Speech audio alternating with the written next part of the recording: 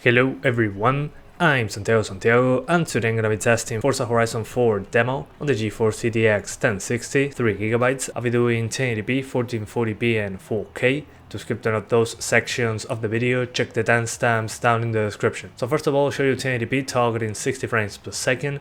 In order to do so, I use the Ultra preset with 2x MSAA, motion blur on Ultra compared to the Ultra preset, and I also lowered the environment texture quality to medium since we only have 3 gigs of VRAM. The game still seems to be compensating for the lack of VRAM, so we have higher system RAM usage compared to a 4GB of VRAM video card. So in the game itself you can go over 8GB of system RAM pretty easily. Still, I didn't see any major performance issues as long as you have enough system RAM to play with. If you only have 8GB, I recommend lowering the texture quality to low. That should give you enough room to spare on the VRAM side, so the system RAM doesn't have to compensate for the lack of VRAM. After that, I just crank up the settings to the max, excepting once again environment texture quality. I kept that on medium across the whole video, excepting at 4K, and I also cranked up MSAA to 4x, and the game stayed over 30 frames per second all the time. Then I do the same at 1440p. I show you a configuration to get 60 frames per second or close to that. Then I crank it up much higher, trying to stay over 30 frames per second. Then at 4K, I overclocked the GTX 1060. I managed to get the core clock to 2025 MHz, and I added 400 MHz to the VRAM.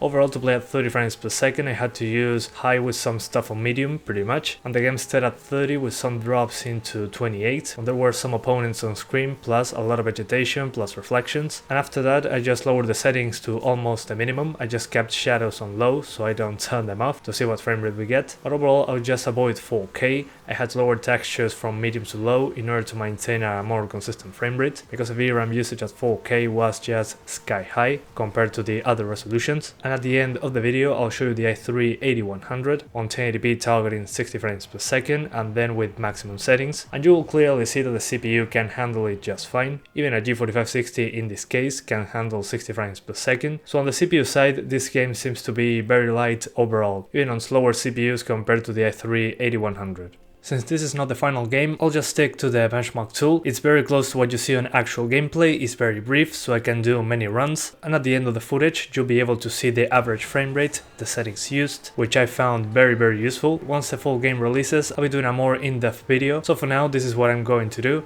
Benchmark tool, and so far in the options menu, to get better performance I had to lower many things in groups. We have a lot of options to choose, but again, in order to get a noticeable difference in performance you usually have to lower many things together. So first of all, the environment texture quality. If you have a 4 gigs of VRAM video card, use high. If you have 3 gigs, use medium or low, and if you have 2 gigs, just use low. There are other options that affect the VRAM, like the MSAA option and the world car level of detail, but here VRAM is very important, like on the previous Forza games. If you don't have enough, the will be significantly slower, and the options that I will lower together to get a good boost in performance are shadows, dynamic geometry quality, static geometry quality, SSAO, reflection quality, SSR quality, which is screen space reflections. World car level of detail is very important. I recommend you always try to lower that one if you want better performance. And then the shader quality also made a big difference. Lower those together first, and then you see how the frame rate goes. If that's not enough to get to your desired frame rate, lower them one option below once again, and then start lowering the options